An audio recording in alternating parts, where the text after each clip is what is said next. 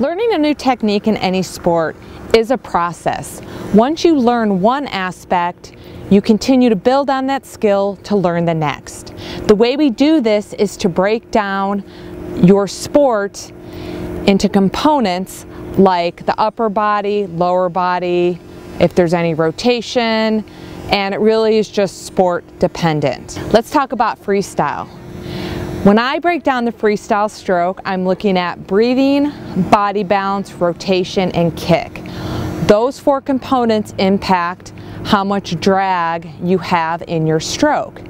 Next, I look at the three phases: recovery, what goes on out of the water, because that impacts hand entry impacts rotation, and that impacts your catch, which impacts your push.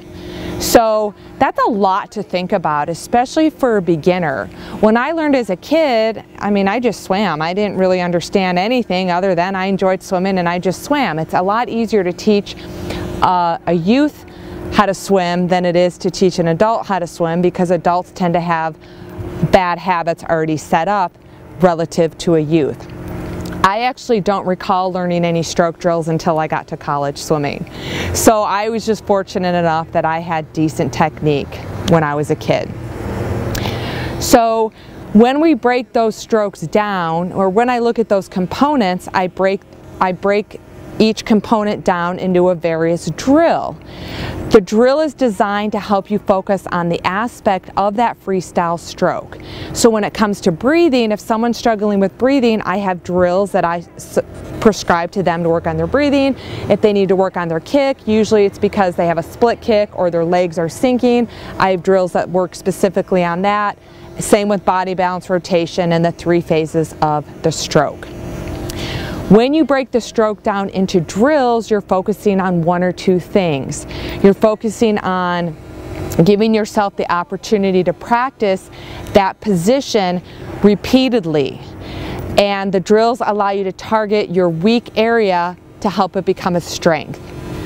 Now, it's important to understand the purpose of the drill in order to execute it correctly.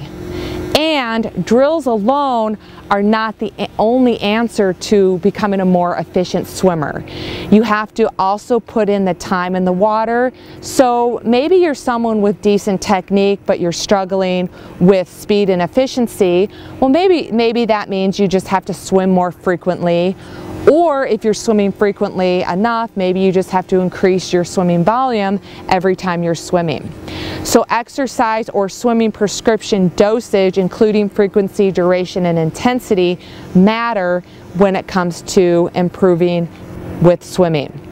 And I think it's often forgotten, you have to be really present in what you're doing. If you're distracted as you're trying to learn a new technique or focus on a drill, and you're not thinking specifically about what that drill is supposed to do, such as hand entry, then you're not going to improve as much as you would if you were very present in the stroke. When you're doing drills, you want to make sure you're focusing on the quality, the intent, and the execution of the drill, and that usually means it's at a lower intensity. After you do a series of drill, then you want to try to incorporate the drill into your stroke. So I like to prescribe athletes maybe a 25 or a 50 down and back of the drill, and then immediately follow the drill by the full stroke so they can focus on incorporating the aspect of that drill into their stroke. Now, swim technique will definitely set the limit on where your fitness will take you. First, you want to reduce drag, then you want to increase propulsion.